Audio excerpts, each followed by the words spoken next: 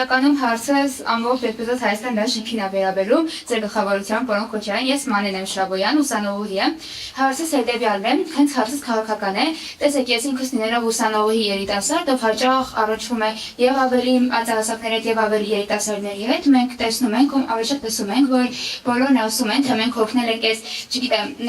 ներկա նախկին, այսպես ասած, շրջավորումներից, բայց այսօր առավոտյան երկու գերներիցս մեկին ասեցի, որ գալիս եմ Ազատաշինքի հետ հանդիպման, ինձ ասեցին կարող ես հարցնել, թե օրինակի համար պարոն Քոչարյան, էլի դուք եք լինելու նախագահի թեկնածուն, արդյոք ըստ իմ ընկերների, ինչպես նավիդը շատ հետաքրքիր, արդյոք չկար այլ անձ, ում գլխավորությամբ կարող է լինել դաշինքը, իհարկե դուք ինքներդ լինելով դաշինքի անդամ, ոչ թե նախագահի թեկնածու, շնորհակալություն։ Հապավ շփոթ։ Գիտեք, ես այդ հարցը ինձ մի քանի անգամ տվել եմ եւ ըստ էության մենք Հենվել ենք այս որոշումը կայացնելուց առաջերտին ինձ սոցիոլոգիա է։ Եթե լիներ մեկը ով ավելի մեծ, ինձ կարող է սենց ասել, սոցիոլոգիա առումով ավելի մեծ նաև քվեններ բերել, ես մեծ ուրախությամբ քսիչի երես։ Մեծ ուրախությամբ։ Թե մոտացում եք տեսա այն գործն է, որը շատ հեռավի չէ։ Այդպես Բայց ասա ինչ-որ ճակատագիր է, ես հասկանում եմ մի բան, որ ճակատագիրը միշտ ինչ դերում է կրիտիկական ինչ-որ ճակատագիրում է դնում, որոնցից պետք է դուրս գալ է պատով դուր։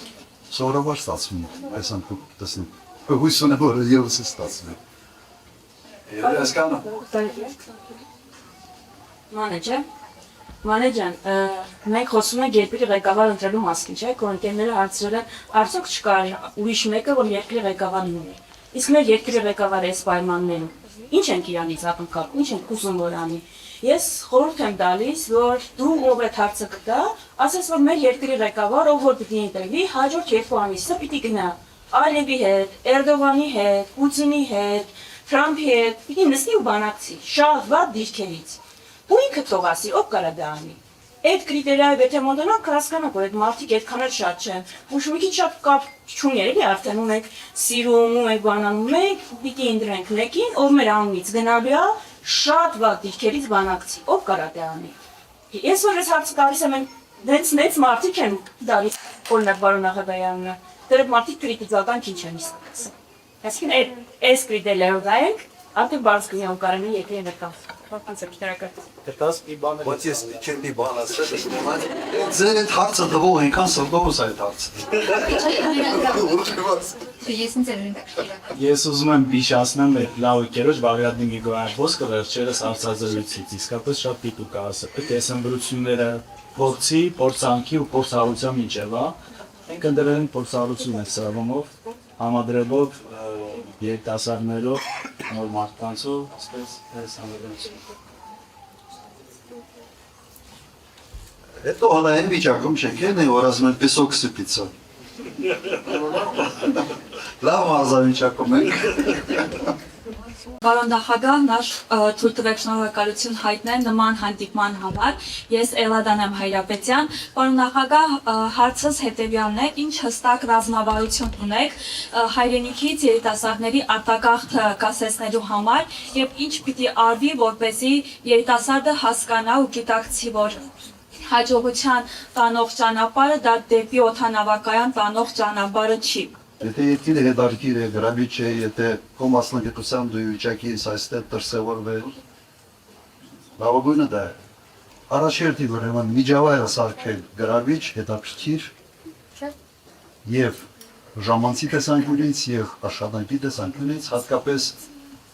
ձեր սերունդի համար այս երկու բանի համադրությունը ավելի կարևոր է։ Իմ սերունդի համար մի քիչ ավելի կարևոր տեղ էր զբաղեցնում աշխատանքը, պատասխանատվություն, պետություն քաղաքացի հարաբերությունները այնտեղ մի քիչ իմ սերունդի համար ինչ այլ բնույթ էին կրում, այսօր մի քիչ բնույթ է։ Ուրեմն հետաքրքիր դարձնում գործ ունենալ նորմալ գումար վաստակել ընտանիք բարելու համար կամ սեփական ապագա կարիերա տեսնելու համար։ Ես կարծում եմ սա շատ բնական մոտիվացիաներ է։ Եթե անտակ քարոշություն գնա նաև նրա մասին, որ չէ, դրսում ավելի լավ է եւ այլն,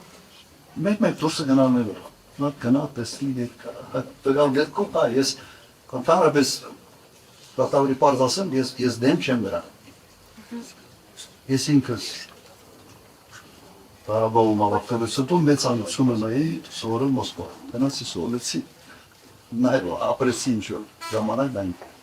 Կացում լամ գործառություն էր և այսօր շատերի համար և գնալ գալ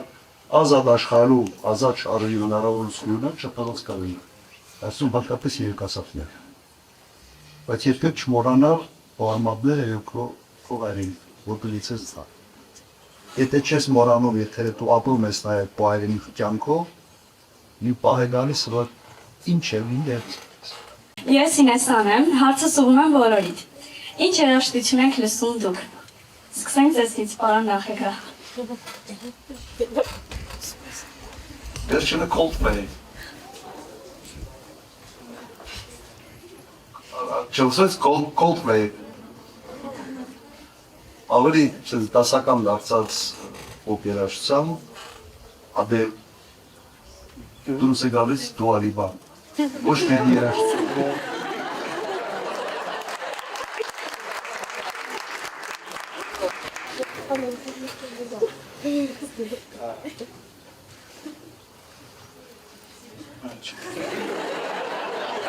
Անխունդը չես կտուսում։ Իշ շատ ժամանակ օրինակ Spotify եմ մտնում, ուղղակի նայում եմ top 50 բա շատ ժամանակ այսպես դնում եմ, դրանք եմ գտտում։ Ու նայես տրամադրության իհարկե, մի հեղինակ կան, շատ սիրում եմ, շատ հայտնի չի, ու շատ պատահական եմ իմացել իր մասին, Tenorel, չգիտեմ ծանոթացի չէ, դժվար, կարող եք նայել, շատ հետաքրքիր է, հատկապես հիմա որ մարզերով շատ են դնում, երկար ճանապարհների մեքենայի մեջ շատ հաճելի է լսվում։ Tenorel, կարող եք նայել։ Ես վերջի շրջանում իմ համար բացահայտում էր Սեյուժը Վիվանանայի երիտասարդ, որ մեր հայ ազգային երկերը ժամանակակից կատարմամբ ներկայացնում, 10 օր առաջ էր հավերթային ֆիլհարմոնիայի հետ իրականացնում, շատ հետաքրքիր վերջ շրջանում շատ հաճախ լսում եմ, իմիջիայլոց մեր նախընտրական այս օրովակների մեջ էլ որոշ կետովներ օգտագործում են։ Ես շատ խառը երաժշտություն եմ իրականում լսում, կախված դրամատուրգիայից, կախված դրանից ինչ մանրեկային մեքենա են վարում, ինչ որ ստեղծագործական այսպես պրոցեսի մեջ է, այս կոտոն եմ զբաղվում շատ տարբեր այսպես պլեյլիստով, բայց այս ժամանակագիծներ արտիստներից դրում եմ շատ սիրում, շատ խախանում եմ, շատ ախանդավոր աղջիկա վստահ Ճիշտ ասած ինձ մոտ էլ երաժշտությունը ուղիղ կապված է տրամադրության հետ, շատ տարբեր կարող է չգիտեմ, երբեմն լսել եմ Լուսինե Զաքարյան, որպես հեշտացնեցի երբեմն Արամ Ասատրյան, հայ էստրադային, մի խոսքով, բոլորը էլ Արամ Ասատրյան լսում են, մանավանդ այս նոր տարբեր երգիչներ, տարբեր մոտեցումներով կատարում են, այս բանը չեմ կարող կոնկրետ ասել, բայց չկա տենց երաժշտական մի տեսակ, որ չլսեմ կապված տրամադրության հետ, կապված այդ պահին իմ աշխատանքային վիճակի, թե ինչ վիճակի մեջ եմ գտնվում, շնորհակալություն։ Հադաշնակցականներին հատած առանցի պապկա ունեն, հեղափոխական բայց իմ պատասխանների թոփը միակ պատասխանը կարող է նախագահ էր, ճիշտ ես 60-70-ականների ռոք եմ սիրում, իմ թոփը Led Zeppelin-ն է։ Քաշմիր այդ դրանից երազանցած տարբերակ իմ համար չկա, հեղափոխական ու ռոք։ Գառնիկ Սարգսյան։ Ես էլ անկեղծ ասած ըստ տրամադրության, ըստ իրավիճակի, օրինակ երբ որ խցանման մեջ կանգնած ես լինում, մի տեսակ ռոք լսելը ավելի ագրեսիվ քեզ կդարձնի, ավելի դասական երաժշտություն, ես իհարկե ավելի դասական երաժշտություն եմ սովորաբար լսում, Շոպեր, Բեթհովեն, բայց առհասարակ առօրյա կյանքում ես էլ պիտի Coldplay ասեի, պարոն նախագահ, Coldplay-ն եմ ավելի շատ լսում, Եվ Coldplay-ն կառանձնացնեի ռուսական խմբերից Big-Bang եմ շատ հաճախ լսում, վերջերս Big-Bang-ի համերգն եմ մեծ սիրով գնացի Տիկի Վարդանյանի հետ, այդպես երևի ավելի դասական ու ռոք, ինձ համար ավելի դասական ու ռոք։ Հիմա տեսակ չէ, դասական էլ կա Հայաստան դաշինքում, ժամանակակից էլ կա, միջին բաներ կա, 60-ական թվականների ռոք էլ կա, ռաբիզը։ Առնվազը 2 օրը մեկ ամեն օր, 1 ժամ ու կես, ես պատադիս մարզանքի բան ունեմ, ուղղակի մարզավիճակը բայրով հարց կա, վերջերս թորվինս հարցնում ասում ձեր բանը ինձ հարցնում է մենք Z սերունդից ենք, դուք որ սերունդից եք, ես հեցնեց ասի D։ Ասում այն D-ն որն է, ասում եմ դինոզավ։ Նզավը, և այդ ժամանակ իսկապես բանի նաև տրամադրության հետ կապված ամենից լավ ժամանակն է երաժշտություն լսելու և կտրվելու քաղաքական հարցերից նաև շատ այսօր սուրին աշխարհի քաղաքական պրոբլեմները եւ անաթած յերալ ցաունալ ամբակոծար բանման այդ ամենից կտրվելու համար ցած լավագույն բանն է ոսել երաժշտություն զբաղվել ինչ-որ մի բանով որ քո ուշադրությունը կենտրոնացնում է այ ծառցի վրա ոչ թե քաղաքական տարբեր քնջորոտ հասցերի վրա Եվ դիմիջավաց իմ սպորտաձևերը ընտրել է, որով սիրով եմ զբաղվում, նաև դրա հետ է հապված, օրինակ windsurfing-ը, դու չես կարող windsurfing անել եւ ինչ-որ բանի մասին մտածել։ Անմիջապես ջրում ես ակտիվում, ու ինչ-որ տրավմա է։ Կամ լեռնային դահուկը դու չես կարող լեռնային դահուկի ժամանակ սարից իջնելով մտածել ինչ-որ բաների մասին, քաղաքական հարցերի մասին, եւ ուշադրությունը ամբողջությամբ կատարվում է։ Գործերից եւ կենտրոնանում է այնի վրա ինչ-որ դու զբաղվում ես։ Մենակ վազքի ժամանակ այդպես չի։ Հեծանիվ քշելուց դու կարաս 2 ժամ հեծանիվ քշել, բայց մտածել ինքը լավ տրեյնինգ է, մկանային առումով, բայց քո ուշադրությունը ցենց ամբողջությամբ փոկել առօրյայից չի բա։ Մենակ ողանալուց է, եթե ես երկար ողացող եմ, բավական երկար։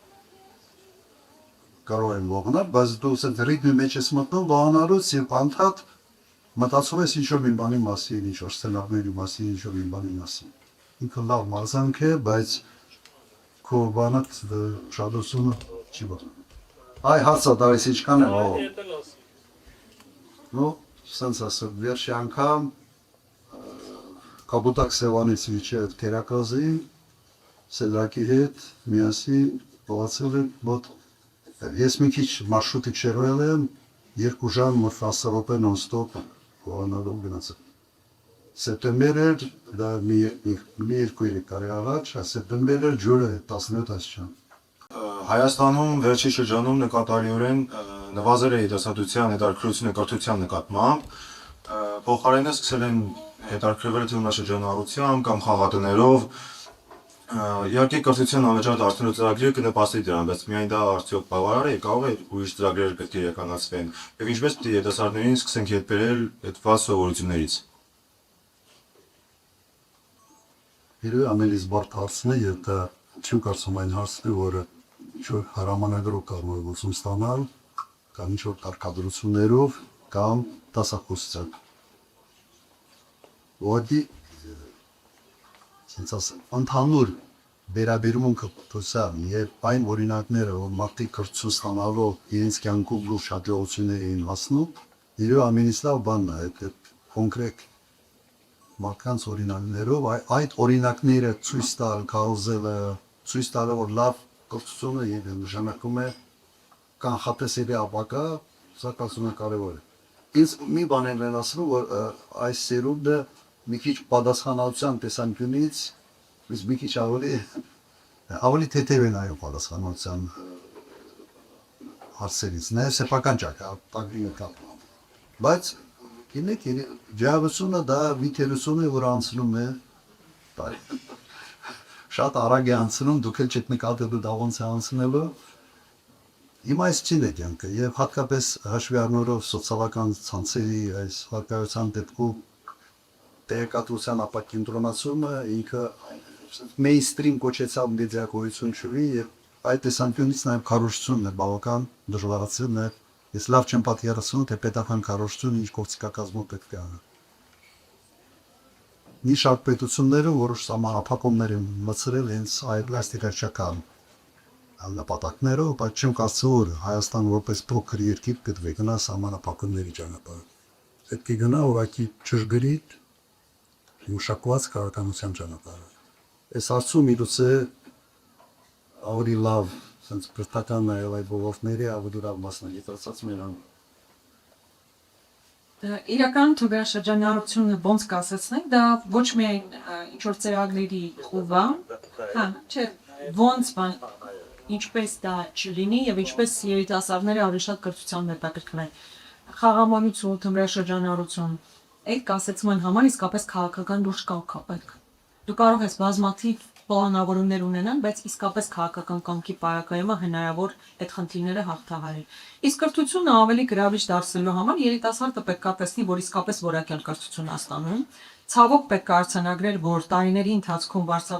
բարձր թանկացել է ուսանողների, բայց որպես այդպիսին որակը դրանով չի ավելացել։ Հիմա պետք է սկսել դասախոսական կազմի վերապատրաստումներից, ավելի հետաքրքիր մեթոդաբանությունից։ Ուսանողը պետք է հասկանա, որ այդ կրթությունից հետո ինքը համապատասխան աշխատանք ունենալու է, այսինքն աշխատաշուկա եւ կրթություն պետք է համապատասխանացում տեղի ունենա։ Այսինքն այդքան բազմակոմպոնենտ, բազմաշերտը ես վախենամ մի քիչ դասախոսության վերածվի, հետեւաբար այստեղ կանգնեմ։ Բայց ինչ անել, քաղաքական կամք պետք է ունենալ, երիտասարդների նկատմամբ հստակ քաղաքականություն պետք է որդեգրել ու առաջ շարժել։ Բա ես կավելացնեմ, թմրամոլության մասը ես չեմ հավատում, որ այդպիսի ծավալի կարող հասնի թմրամոլությունը, առանց հովանավորության ամբիրից բարձր մակավը։ Ուղղակի հնարավոր չէ։ Չեմ կասկածում, որ մի քանի ամսվա հետևողական աշխատանքով կարող է ուղղակի 10 սապատի կապլատել այս ամ։ Թմրամոլության մասին խոս։ Սա հատկապես sense մենեջերականի փորձի հուշումը եւ պետական համակարգում աշխատելու փորձը հուշում է հետեւյալը։ Դու մաս մի դարձի պայմանների չի կամ քո շրջապատը եւ դու կտեսնես, թե ինչ կարգի գուցումներ կարող է շատ արագ։ Իրականում բոլոր կախվածությունները նաև նրա համար են ստեղծում, որ կախվածության մեջ բահեն հասարակությանը, իսկ ամենահեշտը երիտասարդներին այդ ծուղակը նետելն է, այդ թմրաշրջանառության, ինչի չէ նաև այդ խաղամոլության եւ բոլոր այդ կախվածություններից ըստ էության, եւ ամենակարևոր բանը ըստ էության, որ պետությունը այսօր չի անում, դա կանխարգելիչ աշխատանքներն է։ Շատ կարևոր է կանխարգելիչ աշխատանքների իրականացումը, որը իսպար բացակայում է։ Հիմա իրանք մշակել են նոր ռազմավարություն, թմրանյութերի դեմ պայքարի, բայց իրականում բավականին բացեր կան, որովհետև այսօր դուք են վստահ եմ գիտեք, որ հատկապես նաև բարձր դասարաններում այդ շրջանառությունը կա, եւ այսօր ես հասկացա նաև մի իրավիճակ, որ առանց պրոպագանդելու նաև այդ թմրանյութերը, բայց կարծում եմ, որ շատ կարևոր աշխատանք պետք է իրականացվի հատկապես բարձր տարիքի դասարաններում, օրինակ տարբեր երկրներում սկրինինգային ծրագրեր են իրականացնում կամ աղովության սկզբունքով կամ պարտադիր սկզբունքով, ու ես կարծում եմ, որ նաև պետք է շատ լուրջ բացատրական աշխատանք իրականացվի։ Մի իրավիճակ այսօր ստեղծեց, երբ որ ընկերներից մեկին բացատրում էի, որ պետք է երեխային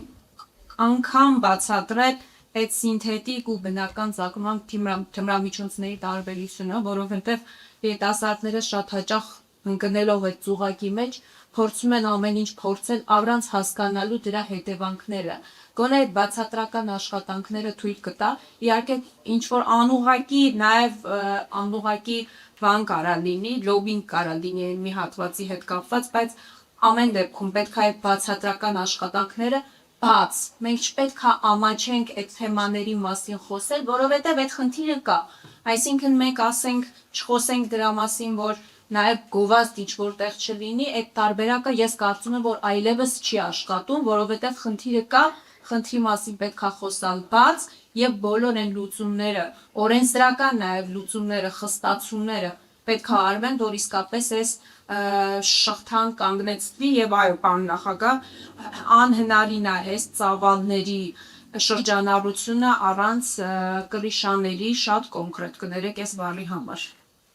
ինչ քայլեր կարող եք ձեռնարկել երիտասարդ գիտնականներին ըստ արժանունին աշխատանքով ապահովելու համար։ Ես ինքս էլ պետական համալսարանում դեղագործություն սովորելով հանդերձ գիտեմ, որ նույնիսկ եվրոպական ամենալավ համալսարաններում գիտակային կրթություն ստանալով, այնտեղ լավագույն լաբորատորիաներում վերապատրաստում անցնելով, վերադառնալով հայրենիք, բախվելու եմ աշխատանք գտնելու խնդրի հետ, բայց բնականաբար հայրենիքից բացի ուրիշտեղ ուղղակի չեմ դիտարկում տարբերակ ապրելու։ Բայց ուզում են գիտությամբ ստան։ Միանշանակ։ Ինչ ոլորտում։ Տեղագործություն։ Դեղագործություն։ Ես այն սերունդին եմ պատկանում, որը հիշում է, թե ինչքան գիտահետազոտական ինստիտուտներ են եղել Հայաստանում։ Ես նախորդ ժամանակ դեռ պահպանված էին, բայց մասամբ էին աշխատում եւ ասեմ պատճառները ինչի մեջ չի կարող ուղղակի ոտում ստեղծվի մի գիտահետազոտական ինստիտուտ ինչ-որ մի ոլորտի սովորաբար եթե կա արդյունաբերություն օրինակ կա հսկայական քիմիայի արդյունաբերություն դու ունես հետազոտական ինստիտուտ կա արդյունաբերությունը սպասարկող, այսպես ասենք, այդ գիտությունը կա։ Հիմա արդյունաբերությունը երբ սենց հետ նահանջել, գիտահետազոտական ինստիտուտները մնացին ըստեյության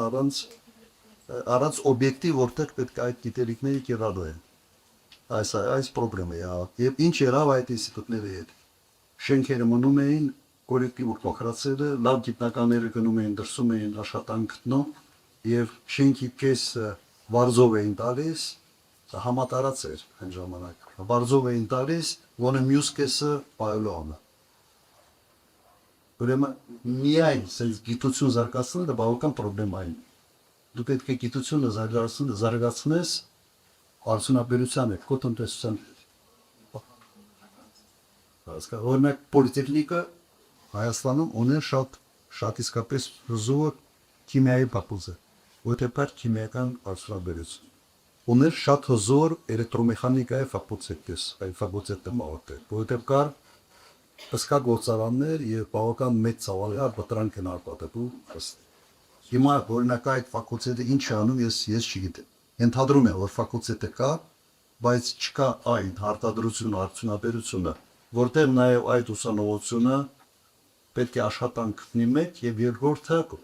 դասախոսները, որոնք մեզ դասավանդում էին, մարդիկ էին, որոնք շատ կոնկրետ այդ արդյունաբերության մեջ աշխատում են։ Գիտելիքներ ունեն, շատ կոնկրետ։ Եվ խնդիրը սրա մեջ է։ Լուծումը այստեղ, լուծումը հետևյալն է, արհեստական չես կարող ստեղծել, բայց Հայաստանը փոքր երկիր լինելով կարող է 2-3 օրինակ ուղղություն վերցնի եւ պետական հովանավորության համարի օդինք այդ ուղղությունները կարող է ունենալ արդյունաբերություն։ Օրինակ ես այն ժամանակ փորձել եմ քիմիա մերակաղնել, հետո նայրիտը նույնիսկ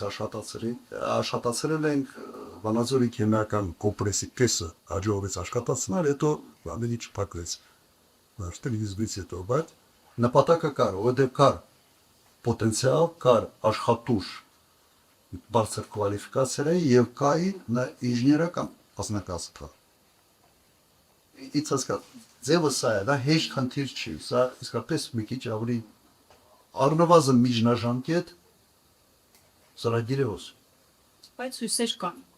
Հույսեր կան, պետությունը եթե չզբաղվի, հույսեր չեն լինի։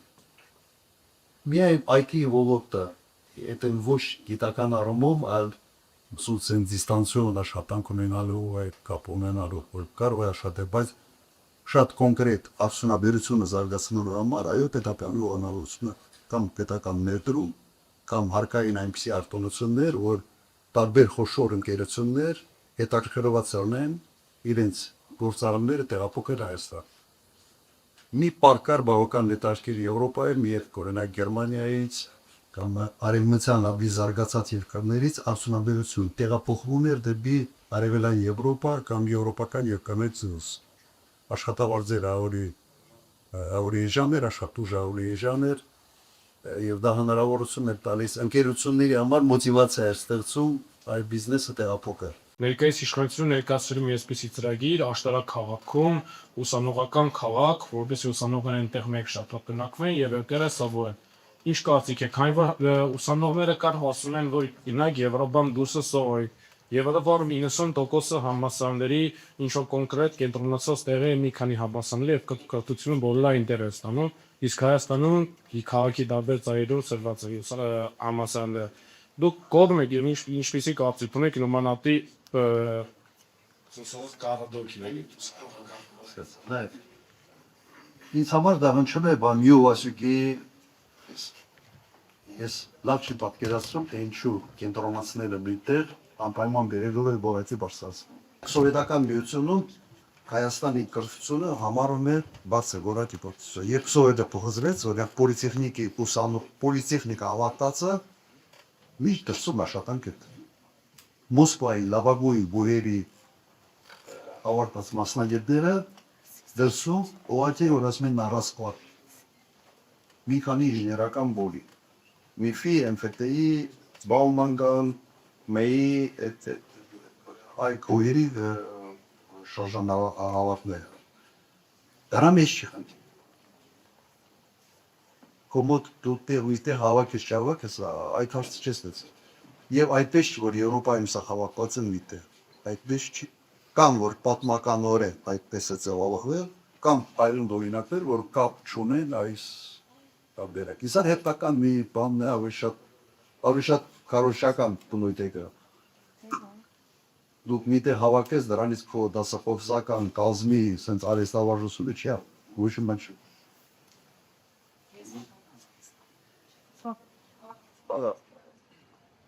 Իրական, եթե նայեք, Երևանը հենց այդպես էլ կառուցված է։ Երևանի կենտրոնը, համալսարանների տեղակայումը ինքն է երկրում ակադեմիական քաղաքի արկայություն։ Այսինքն նոր բան հորինելու կարիք չկար։ Թամանյանը հեծե տրամաբանությամբ կառուցել, որ բոլոր համալսարանները գրեթե իրար կողքին գտնեն։ Հետո մեկ այլ բան կա, իսկապես ընդհանուր քաղաքականությունը տարվում է այնպես, որ կրթությունը ուղիղ հասցածվում է շենքային պայմանների հետ կամ տարածքի հետ։ Ինչ որ ձև կապված է, բայց բովանդակային առումով համարժեք չէ, այսինքն դու կարող ես իդեալական պայմաններ ստեղծել, կարատոկներ ստեղծես, բայց մինչև որակյալ կրթություն չես տալիս, դա չի նշանակում, որ դպրոցության մակարդակը բարձրացրեցիր։ Եվ հետո ես շատ եմ խոսել նաև դասախոսների հետ, ուսանողների հետ։ Երևանը չունի այնպիսի ենթակառուցված, միայն առավոտյան այնտեղ գնալ գալը ամբողջ դասախոսական կազմի համար ուղղակի մծավանջ ընտանան։ Չաշխատող կառույց է, ակադեմիական քաղաքը մետրոյի աջափնյակ կայարանն է։ Նույն բանն է, արդեն քանի անգամ հետաձգում են կառավարության նիստով հետաձգում են, հողերը մսխում են, արդեն քրեական գործ կա դրանով հարուցված։ Այսինքն բանը, ասենց ուղղակի հռետորաբանությունը ասել է, երևի ինչ-որ մեկը կողքից հուշել է, որ երիտասարդների համար գրավիչ կլինի, տենց կամպուս սարքել, հա, ուրախ կլինեն երիտասարդները, մտածել են, թե զա առաջ տանեն։ Բայց բովանդակային առումով դա կրթության վերահսկողություն չունի, լուրջ ենթակառուցվածքային խնդիր վերաստեղծում, իսկ Երևանի կենտրոնը համալսարանների տեղակայման տեսանկյունից ինքը հենց ակադեմիական քաղաք ստացած։ Մի ման այստեղ կավելացնի, չի դեմ միգուցե մոտիվացիան ուրիշ է, ոչ թե երիտասարդների համար դա գրավիչ կլինի, միգուցե ուղղակի ազատվող շենքերը շատ գրավիչ, այս շատ գրավիչ բան է պաշտոնյաների համար, այստեղ ես կարծում եմ այս մոտիվացիան շատ ավելի հզոր մոտիվացիա է, իմ սերունդի համար կիրթ, դեպոք մարդնայր, որ շատ բան է հիշում։ Եվ այն ժամանակ այսպիսի բան կա, էնցիկլոպեդիկ գիտություններ ու բան գիտելիքներ ունի այս մարդը։ Որակ ես այսպիսի մարդկանցից էի, որ ամեն ինչից խոսալով կարող էի սենց հիշել։ Հիմա այս iPhone-ների, այս ամեն ինչ փոփոխության մեջ դա անիմաստ է դա։ Այն ամբողջ այդ ինֆորմացիայի հիշելը ուղղակի անիմաստ է, որ դե փոքր բանում սենց մի հատ կլիկով կամ մի հատ գալասովով այդ ինֆորմացիան ստանում ես։ Իմ սերունդի ժամանակ բան է դե։ Միգուցե դրանից այդ հիշողության տրեյնինգը ինչ որտեղ բան անում, պակասում է, ըստ տրեյնինգն էլ է, հիշողությունն էլ է, այդ տրեյնինգի կարիք ունի։ Բայց հիմա ավելի շատ կարևոր են, գիտեք ինչ կարքի գիտելիքներ, դու իմանաս այդ գիտելիքը որտեղից կարող ես ստանալ, որտեղից ձեռք բերել եւ դու ավելի շատ իմանաս թե ինչ անել այդ գիտելիքի հետ։ Սա էական փոփոխություն է։ Ես չեմ տեսնում, որ մեր կրթական համակարգը ադապտացվել է այդ կարգի փոփոխությանը։ Դեռ հին մոտեցումով եք փորձում գնահատել նաև ուսանողին կամ դպրոցականին։ Մի շարք մենք նոր դպրոցներ կա, որի մասնավոր իրենք այդ բանը ոնց որ ավելի են ընկալել, բայց պետական ծրագրերով մի քիչ մոտեցում ուրիշ։ Ու կարծում եմ այսօր սա մեր կրթական համակարգի ամենից մեծ ֆունդամենտալ խնդիրներից մեկն է։ Շարունակում են սովորացնել, ասես չգիտեմ, էջերով անկերաններես անել անել իջոր կարտապատմի, իրականում սա այն գիտելիքները չէ, որոնք այսօր պետք է։ Որտեղ իսկապես նաև մասնագիտություններն է շատ արագ փոխվում։ Ինքս իմ վրա դա զգացել եմ եւ նույնիսկ իմ տարիքում ինձ փոխել եմ այդ նոր բանածի մեջ եմ ստեղավորել ժամանակակից մարդ կրնելու համար։ Հակառակ դեպքում միգուցե կմնայի էնցիկլոպեդիկ գիտելիք ունեցող մարդ, բայց այլ էնցիկլոպեդիկ գիտելիքների կիրառական որևէ նշանակություն չունեն։ Բայց դու հետաքրքիր մանկ ես, դու կարող ես այդ հանդիպումների ժամանակ sense ազատ խոսալ, տարբեր բաներից ցույց տալ, որ դու աբինիչի մասին ինչ-որ բան գիտես։ Երբ որ նախագահության ժամկետը վերջացավ 2008 թվին, հայրս ինձ թվում է նույնիսկ այն Nokia հեռախոսներից օգտվել նորմալ չգիտեր։ Իրական, որտեվ որպես նախագահ հենց այդ ժամանակերին, որ այդ ամբողջ փոփոխությունները եղավ, ու դրա կարիք չկար, օգնակար կար, այսինքն չկար, դա հեռախոս չուներ։ Ու 2008-ին ոնց որ այդ ամեն ինչ պետք է նոր սովորեր, սկսած հեռախոսից, հեռախոս օգտագործել, դասախոսը ու նաև ինչներ մեկ է օդանավակայաններից նորմալ օգտվել։ Ու առաջին բանը ինչ արեցինք, առաջարկեց ինչ որ դեր գնալ միասին, որպես արդեն առանց դիտապանել, առանց այսինքն զուտ սովորական մասնավոր բանով ու որ եկել, նայած ասես 10 տարվա ընթացքում Մեծ Բրիտանիա չեմ եղել, միասին գնացինք Լոնդոն գնացինք, հետո դուք շարունակեցիք Շոտլանդիա, մենք գնացինք Սերբիա, Սիրուշոյի հայտես իրեն։ Մի խոսքով, այս ամեն ինչու շատ կարճ ժամանակահատվածում իսկապես այդ ամեն ինչ սովորեց ու ես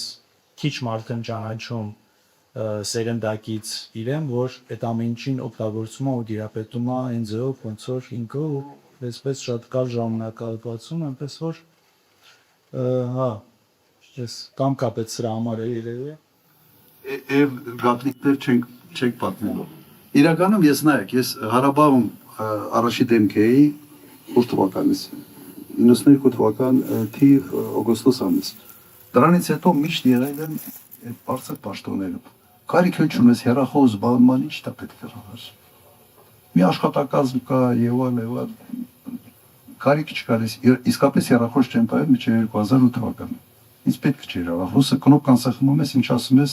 աշխատակազմը անում։ Բայց դրանից հետո հասկանալի էր, որ կյանքում ադապտացվելու համար, ոչ մեկից չկախվելու համար, ժամանակակից մարդ լինելու համար, դու պետք է այս ամբողջին տիրապետես բոլորից լավ։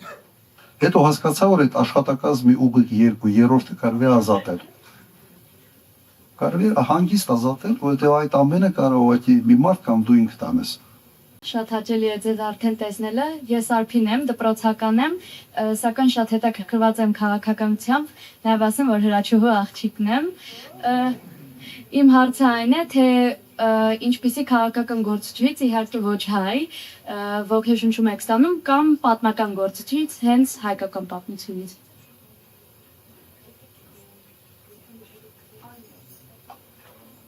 Դա մի քիչ բարդ հարց է։